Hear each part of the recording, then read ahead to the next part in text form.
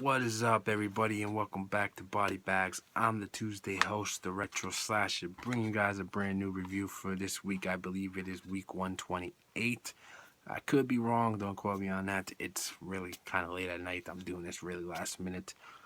Really was the only time of today that I had a chance to do it. So, with all that nonsense being said, let's get into this. So, yeah, the movie I'm going to review today is a film from 1989. It's a slasher film, and it goes by the title of Phantom of the Mall, Eric's Revenge. Yeah, this is somewhat kind of an obscure 80s slasher film, being from the year 1989, like I said. It's actually pretty kind of well known for the most part. More obscure for the reason why, because the DVD that came out back in the day is extremely out of print and it kind of goes for quite a few pennies, if you know what I mean. There's really, so this is just like a bootleg copy VHS transfer. It's the most affordable type of way of getting your hands on this movie. Yeah, unless you want to pay top dollar for the official release. About the only way you're gonna get this movie nowadays. Yeah, so as we do first, we always go through the plot. For this one, I think I'm just gonna read the synopsis here off the back because I was kind of having trouble thinking my own words to describe the plot on this one. Much on that later. But here we go. What it says on the back here. A year after her boyfriend Eric burns to death in a mysterious fire, Melanie vows to put her traumatic past behind her, but the past isn't ready to let her go. When Melanie and her friends get jobs at the new mall, haunting reminders and unexplainable events begin to occur. With the help of the newspaper photographer, she learns the truth about Eric and the trail of the grisly murders at the mall. Yeah, so that's basically the plot of this thing. It's a slasher movie set in a mall. Young girl's boyfriend dies.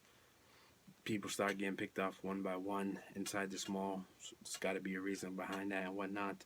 Yeah, the plot of that pretty generic standard slasher movie tropes. Yeah, so let's get into some thoughts on this one. Let's start off with a couple positives, I guess.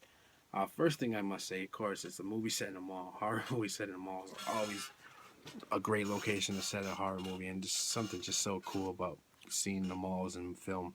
Especially this one. This is a really um, cool, interesting mall. A lot of nostalgic reminders in this one because they mentioned Sam Goodies as one of the stores in this, which really don't exist anymore, I believe, and just a whole bunch of other interesting things that you don't see anymore.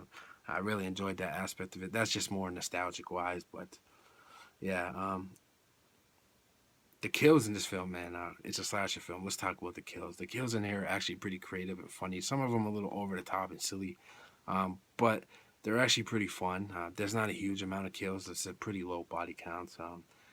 Six six on screen deaths, if I correct. I believe there were six. Yeah, like I said, they're really funny. Not like a lot of gore or anything, but they're more silly and over the top kills. I'll tell you one. There's a the killer in this one scene of the movie where he's supposed to kill this piano player. He takes like this king cobra that he has in a bag and whatnot, puts it in like in the pipe in the sewer system of the mall, and it comes up through the toilet and bites the guy in the dick. It was really fucking funny, pretty unique, really different type of kill.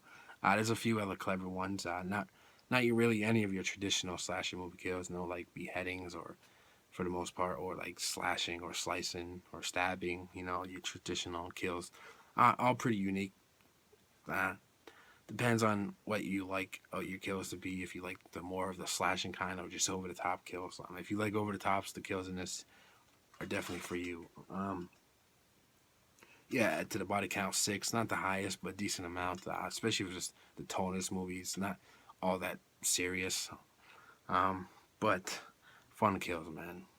Um, the story, it's kind of reminiscent of like Phantom of the Opera or anything. You're familiar with that, hence the name Phantom of the Mall.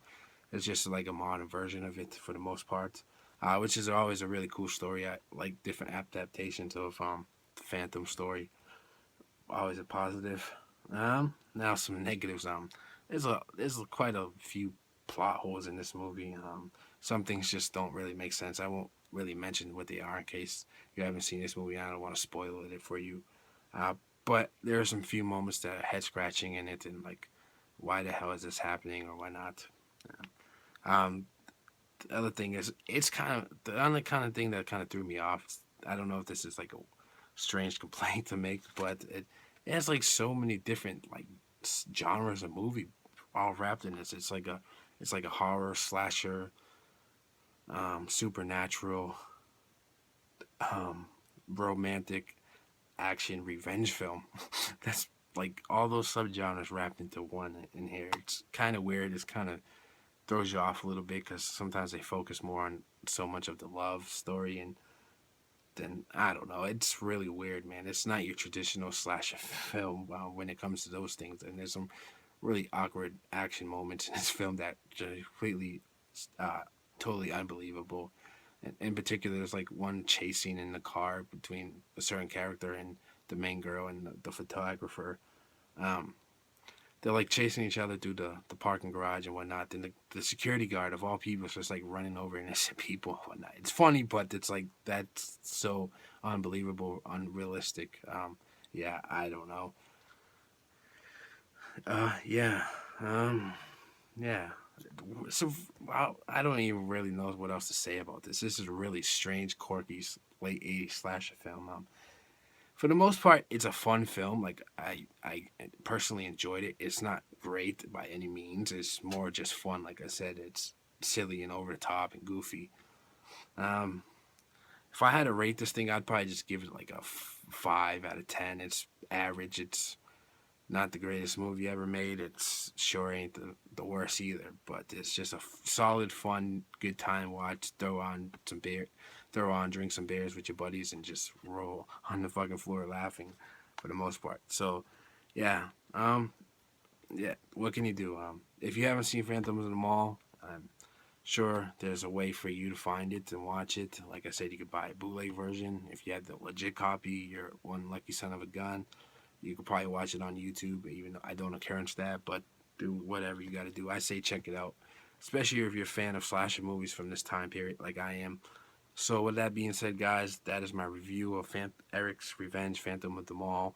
5 out of 10, generic stuff. I will see you guys next week with a brand new review. Until then, later, guys.